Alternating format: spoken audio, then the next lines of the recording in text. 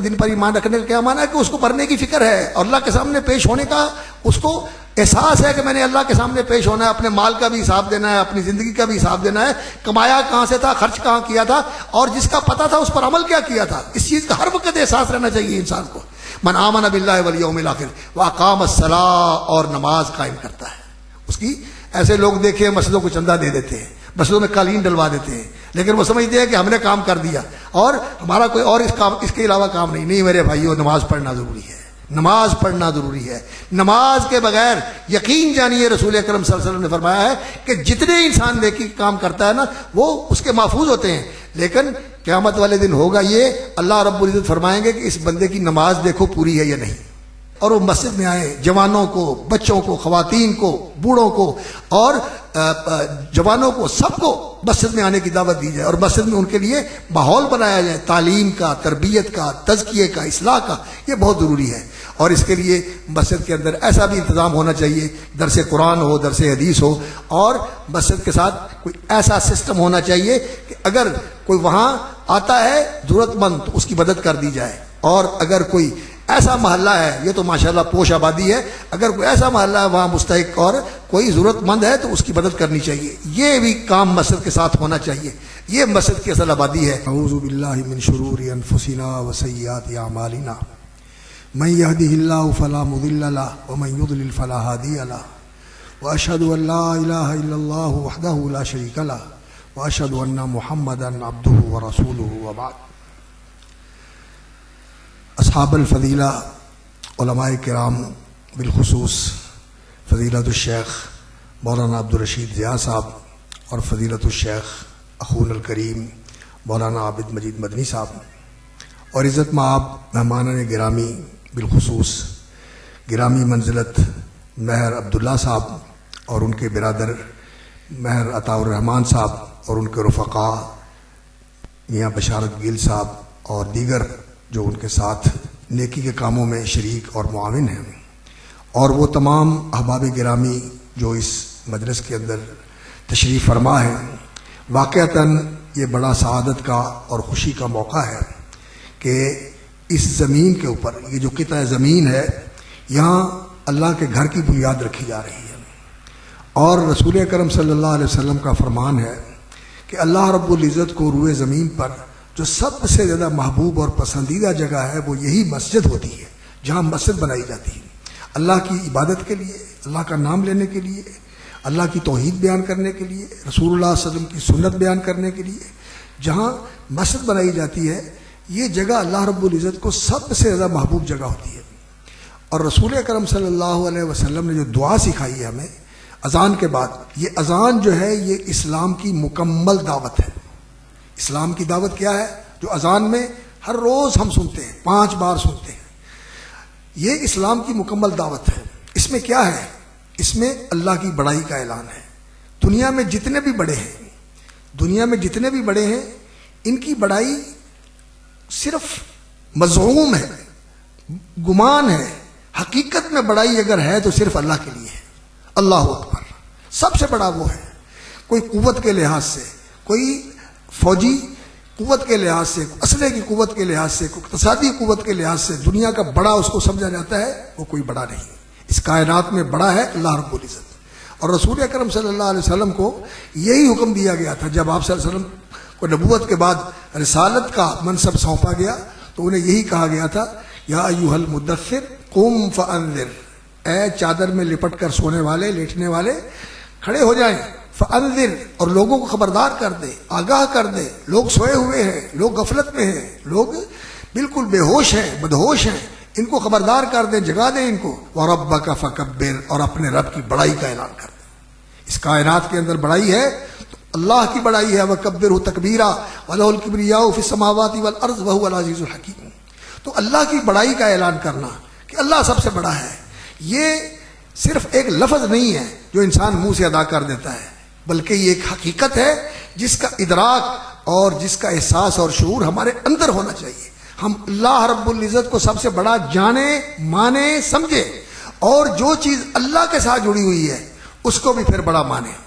جو اللہ کے ساتھ جڑی ہوئی ہے، بیت اللہ اللہ کا گھر، کلام اللہ اللہ کا قرآن، عباد اللہ، اللہ کے بندے جو اللہ کے ساتھ جڑے ہوئے ہیں، اولیاء اللہ، انبیاء اللہ، جن کو اللہ نے نبی بنایا ہے، اللہ کے رسول، اللہ کے فرشتے جن کو اللہ کے ساتھ نسبت ہے، ان کی بھی تکریم کرنا اور ان کا احترام کرنا، یہ اللہ رب العزت کے اجلال اور اس کی بڑائی کے اعتراف کا حصہ ہے اور یہ اسی میں شامل ہے۔ تو یہ جو مسجد اللہ کا گھر بنایا جا رہا ہے اور جس کے لیے ہمارے محترم برادر میاں اپنا عبداللہ صاحب نے، مہر عبداللہ صاحب نے اور ان کے بھائی اور ان کے رفقا نے ماشاءاللہ یہ سلسلہ شروع کیا ہے کہ جہاں یہ اپنی سوسائٹیز بناتے ہیں وہاں یہ اللہ کا گھر بناتے ہیں۔ تو یہ اللہ کا گھر بنانا یہ بہت بڑی سعادت ہے۔ اس کے بارے میں رسول اکرم صلی اللہ علیہ وسلم نے فرمایا کہ من بنا للہ مسجدا بنى اللہ له بیتا فی الجنہ، جو مسجد بناتا ہے اللہ رب العزت اس کے لیے جنت میں گھر بنا دیتے ہیں۔ اور اس میں نبی صلی اللہ علیہ وسلم نے ایک بات بتائی ہے، فرمایا کہ وہ اس اللہ کے گھر کو بنا کر کوئی اپنے لیے اعزاز، کوئی اپنے لیے امتیاز، کوئی خصوصیت اور کوئی اسپیشلٹی یہ کوئی نہیں چاہتا۔ اللہ کا گھر بنا کے اللہ کے بندوں کے لیے وقف کر دیتا ہے اور اس گھر کا خادم ہوتا ہے، اس گھر کا خادم ہوتا ہے۔ نظم و نسق کو مضبوط رکھنے کے لیے اور مضبوط توانا رکھنے کے لیے اور محفوظ رکھنے کے لیے تو ٹھیک ہے کہ انسان اس کے اوپر نگرانی بھی کرے اور اس کا کنٹرول جو ہے نا وہ اچھے ہاتھوں میں دے، لیکن وہاں مسجد میں آ کے بندہ و محتاج و غنی ایک ہوئے، تیری سرکار میں پہنچے تو سبھی ہوتے، کوئی بڑا نہیں، اللہ کے گھر میں آ کے سب برابر ہوتے ہیں، سب برابر ہوتے ہیں۔ تو انسان کے اندر یہ شعور ہونا چاہیے کہ اللہ کے گھر میں آتا ہوں، اللہ بڑا ہے اور مجھے اللہ نے شرف بخشا ہے کہ مجھے اس کی بارگاہ میں حاضری کی سعادت ہے۔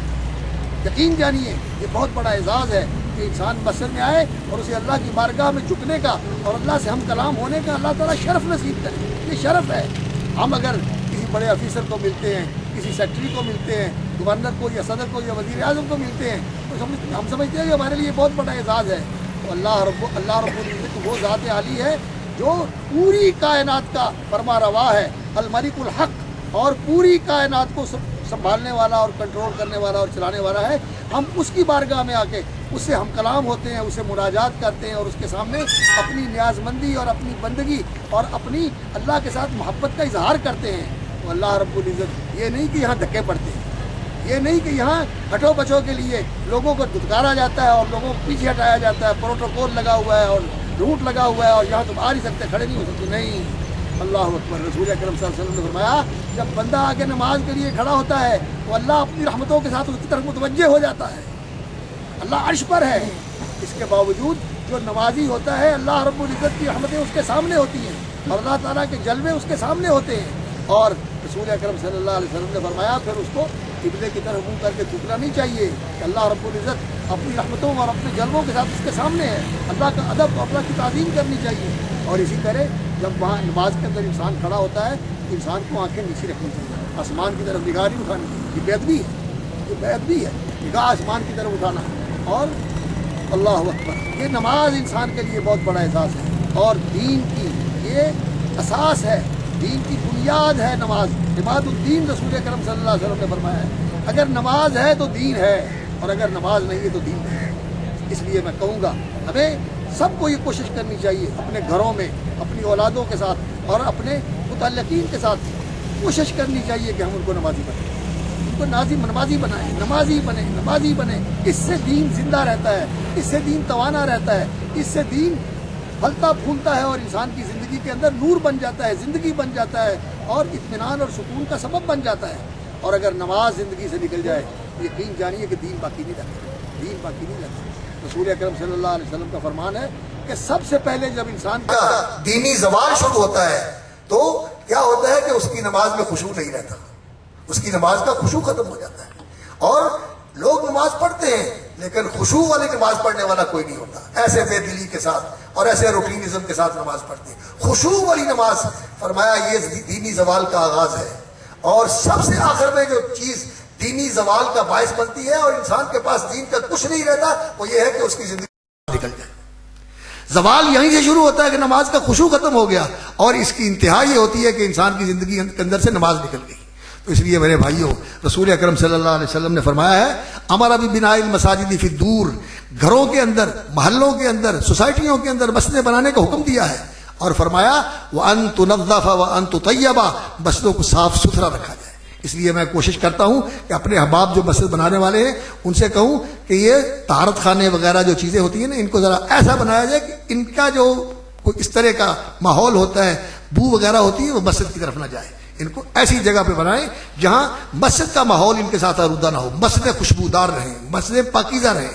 اور جو لوگ مسجدوں کے ساتھ وابستہ ہوتے ہیں میں ان سے بھی کہوں گا کہ انتو طیبہ، انہیں پاک صاف رکھو.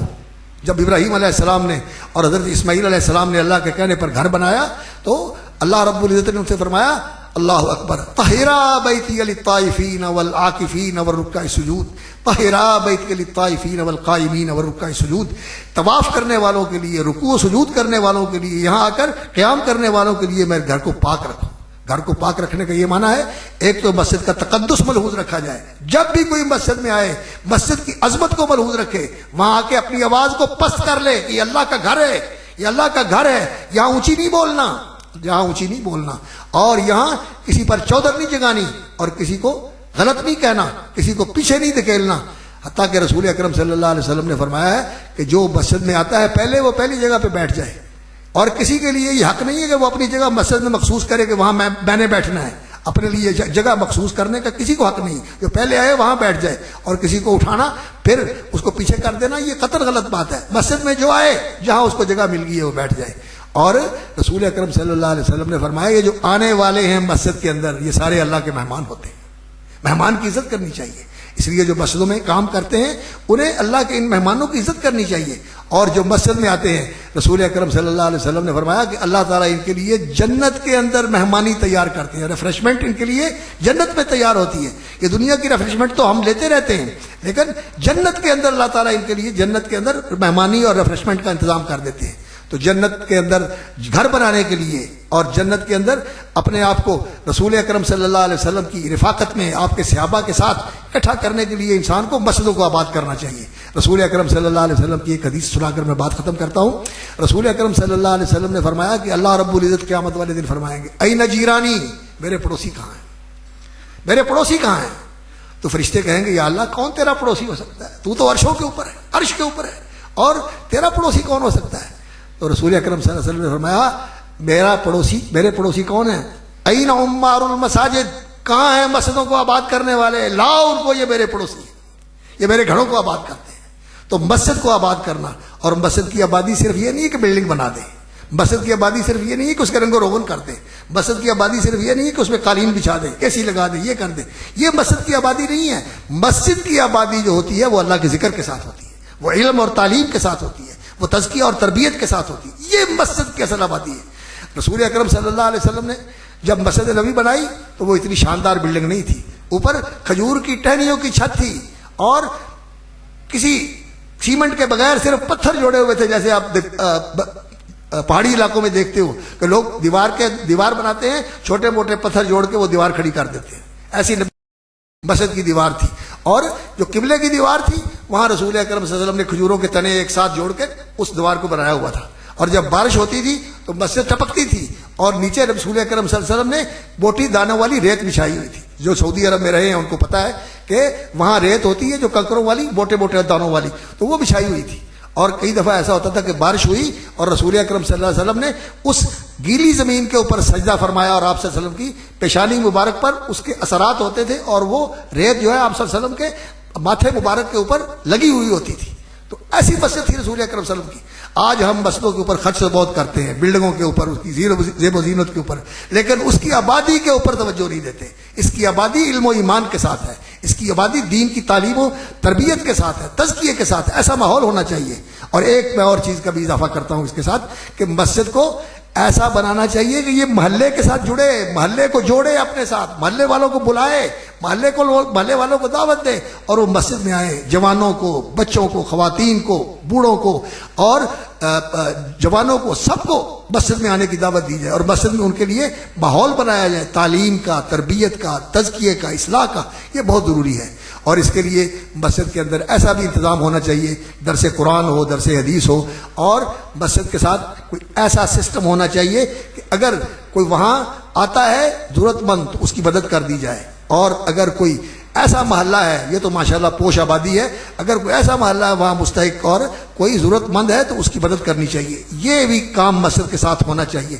یہ مسجد کی اصل آبادی ہے. تو اللہ تعالیٰ جو مسجدیں آباد کرتے ہیں ان کے بارے میں اللہ تعالیٰ نے یہ گواہی دی ہے. انما یعمر مساجد اللہ من آمن باللہ والیوم الآخر. مسجدوں کو صرف وہی لوگ آباد کرتے ہیں جو اللہ پر اور آخرت کے دن پر ایمان رکھتے ہیں. یعنی یہ ایمان کی علامت ہے کہ انسان مسجدوں کو آباد کرنے والا ہو، مسجدوں کو آباد کرنے والا ہو. انما یعمر مساجد اللہ من آمن باللہ والیوم الآخر. اللہ پر ایمان رکھتا ہے اور آخرت کے دن پر ایمان رکھتا ہے. آخرت کے دن پر ایمان رکھنے کا کیا معنی ہے؟ کہ اس کو مرنے کی فکر ہے اور اللہ کے سامنے پیش ہونے کا اس کو احساس ہے کہ میں نے اللہ کے سامنے پیش ہونا ہے، اپنے مال کا بھی حساب دینا ہے، اپنی زندگی کا بھی حساب دینا ہے، کمایا کہاں سے تھا، خرچ کہاں کیا تھا، اور جس کا پتہ تھا اس پر عمل کیا کیا تھا. اس چیز کا ہر وقت احساس رہنا چاہیے انسان کو. من آمن باللہ والیوم الآخر واقام الصلاۃ، اور نماز قائم کرتا ہے. اس کی ایسے لوگ دیکھے مسجدوں کو چندہ دے دیتے ہیں، مسجدوں میں قالین ڈلوا دیتے ہیں، لیکن وہ سمجھتے ہیں کہ ہم نے کام کر دیا اور ہمارا کوئی اور اس کے علاوہ کام نہیں. نہیں میرے بھائیو، نماز پڑھنا ضروری ہے. نماز پڑھنا ضروری ہے. نماز کے بغیر یقین جانیے رسول اکرم صلی اللہ علیہ وسلم نے فرمایا ہے کہ جتنے انسان نیکی کام کرتا ہے نا وہ اس کے محفوظ ہوتے ہیں، لیکن قیامت والے دن ہوگا یہ، اللہ رب العزت فرمائیں گے کہ اس بندے کی نماز دیکھو پوری ہے یا نہیں. سب سے پہلے فیصلہ کیا جائے گا خون کا، کون قاتل ہے اور کون مقتول ہے، ان کا فیصلہ ہوگا. اور اس کے بعد کہا جائے گا کہ اس کی نماز دیکھو، نماز پوری ہے یا نہیں. اور اگر نماز پوری نہیں ہوئی، فرائض پورے نہیں ہوئے، تو اللہ تعالیٰ فرمائیں گے کہ اسے نوافل دیکھو جس سے اس کے فرائض کی کمی پوری ہوتی ہو. اگر فرائض مکمل تھے تو نوافل کے ساتھ درجہ بڑھ جائے گا، اور اگر فرائض میں کمی تھی تو نوافل کے ساتھ ان کی تلافی ہو جائے گی، ان کو پورا کر دیا جائے گا. اور اگر نوافل کے ساتھ یعنی نفل نماز کے ساتھ انسان کے فرائض پورے نہیں ہوتے تو اللہ رب العزت فرمائیں گے کہ اس کو جہنم میں بھیجو، جہنم کے اندر یہ نماز چھوڑنے کی سزا بھگت کے آئے، پھر اس کی نیکیوں کا اس کو بدلہ ملے گا. نماز چھوڑنے والے کے لیے نماز پوری کرنے بغیر جنت میں جانا مشکل ہے. اس لیے میرے بھائیو نمازی بنو اور نمازی بناؤ، اور نماز کی ترغیب دلاؤ، لوگوں کو بلاؤ، لوگوں کو لے کے آؤ، اور لوگوں کے ساتھ رابطے کرو، لوگوں سے ملاقاتیں کرو، ان کو کہ آؤ نماز کے لیے، آؤ نماز کے لیے. آبادیاں ہوتی ہیں نماز سوسائٹیوں کی، ہزاروں لوگ وہاں رہتے ہوتے ہیں لیکن مسجد میں 4 لوگ ہوتے ہیں. ایسا نہیں ہونا چاہیے. مسجدوں کو آباد کرنا چاہیے. جتنی یہ مسجدیں آباد ہوں گی اتنی اللہ کی رحمتیں برسیں گی اور اتنی اللہ رب العزت کی طرف سے برکتیں نازل ہوں گی. اور جب مسجدیں ویران ہوں گی تو پھر اللہ رب العزت کی ناراضگی کا سامنا کرنا پڑتا ہے. اور یہ دنیا، اللہ رب العزت نے بیت اللہ کو فرمایا جعل اللہ الکعبۃ البیت الحرام قیاما للناس. یہ کعبۃ اللہ جو ہے یہ لوگوں کے قیام اور تحفظ اور ان کے وجود اور بقا کا ضامن ہے. اور یہ مسجدیں ساری بیت اللہ کی بیٹیاں ہیں. یہ بیت اللہ کی طرف منہ کر کے یہ بیت اللہ کا امتداد ہے، یہ اس کا اللہ اکبر اس کو آگے بڑھایا ہے، اس کے اندر ایکسٹینشن ہے جو اللہ رب العزت کی طرف سے ہوتی ہے کہ مسجدیں بنتی ہیں جو بیت اللہ کے رخ کے اوپر ہے. تو جب تک یہ مسجدیں ہیں دنیا کے اندر اس وقت تک یہ دنیا قائم ہے. جب مسجدیں ویران ہو جائیں گی، جب مسجدوں میں نمازی نہیں رہیں گے تو یہ دنیا بھی قائم نہیں رہے گی. اللہ رب العزت اس کی بساط لپیٹ دیں گے. تو مسجدوں کو آباد کرو، مسجدوں کو بناؤ اور انہیں آباد کرو. اور یہاں ایک اور بات کا بھی میں اضافہ کرنا چاہتا ہوں کہ جو مسجد کے ساتھ جڑے ہوتے ہیں، محترم عبداللہ صاحب نے بھی یہ بات کہی، بڑی اچھی بات کہی کہ علماء یہ جو مسجد کے اندر خطبہ دیتے ہیں، نماز پڑھاتے ہیں، خدمت کرتے ہیں، یہ ہمارے محترم ہیں. ان کی عزت کرنی چاہیے، ان کی تکریم کرنی چاہیے، ان کا لحاظ اور خیال کرنا چاہیے. حیرانی ہوتی ہے بڑی اس بات پر کہ مسجد کے اوپر تو کروڑوں روپیہ لگا ہوا ہے اور امام اور قاری کو جو تنخواہ دیتے ہیں تو کہتے ہیں کہ دسیدی شرم ہوتی ہے. اور خدا کے بندو شرم آتی ہے تو کیوں اتنی تھوڑی تنخواہ رکھی ہوئی ہے؟ عزت کرو ان کی، اکرام کرو ان کا، احسان کرو ان کے ساتھ، بے نیاز کرو ان کو. اور پھر وہ بیچارے اپنے گزران کرنے کے لیے کوئی ٹیوشن پڑھاتا ہے، کوئی کیا کرتا ہے، کوئی کیا کرتا ہے. مسجدوں کو آباد کرنے کے لیے ان کو فارغ کرو اور انہیں بٹھاؤ مسجدوں کے اندر کہ یہ قرآن کا درس دیں، قرآن کی تعلیم دیں اور لوگوں کے بچوں کو پڑھائیں. مسجد میں آئیں اور مسجد اسی طرح آباد ہوتی ہے کہ وہاں ہر وقت اللہ کا نام لینے والے موجود ہوں، اللہ کی دین کی تعلیم دی جاتی ہو. یہ نہیں کہ نماز پڑھی اور اس کے بعد بند کر دیا اور لکھ کے لگایا ہوتا ہے جی ہاں درس بھی نہیں کو دے سکتا، یہاں یہ بھی نہیں کر سکتا. ٹھیک ہے نظم کے لیے تو یہ ضروری چیزیں ہیں، لیکن آپ اس کا بندوبست کریں کہ وہاں تعلیم و تربیت کا اور تزکیہ اور احسان کا سلسلہ جو ہے چلتا رہے. تو میں دعا گو ہوں اپنے محترم بھائی شبیر عبداللہ صاحب کے لیے اور ان کے برادر عزیز مہر عطاء الرحمان صاحب کے لیے اور ان کے رفیق محترم چودھری بشارت صاحب کے لیے اور دوسرے جو ان کے رفقا ہیں ان سب کے لیے، بلکہ ان کی فیملی کے لیے بھی. ان کے والد ماجد اللہ ان کے درجے بلند فرمائے. جب ہم ان کے گھر میں جاتے تھے تو ان کی محبت اور ان کا اکرام ابھی بھی سچی بات یاد ہے، جس طرح وہ محبت اور شفقت کے ساتھ پیش آتے تھے. اور یہ بھی اللہ تعالیٰ ان کو جزائے خیر دے، بڑی محبت کرتے ہیں، بڑا اکرام کرتے ہیں. اللہ ان کو مزید توفیق عطا فرمائے. اللہ تعالیٰ ان کے جو سارے کام صدقے جو ہیں قبول فرمائے اور ان کے لیے دنیا اور آخرت کی برکتوں کا ذریعہ بنائے. اور جتنے لوگ یہاں آئے ہوئے ہیں میں سب کا بھی شکر گزار ہوں کہ آپ اس مبارک موقع پر تشریف لائے. اللہ رب العزت نے موسم اچھا کر دیا ہے. اب میرا خیال ہے ہمیں جانا چاہیے وہاں اور جا کر جو ہے نا وہ سارے انتظام جو کیا ہوا ہے انہوں نے وہاں اپنی ایک ایک اینٹ رکھ دے. اللہ تعالیٰ برکت فرمائے اور سلامت رکھے.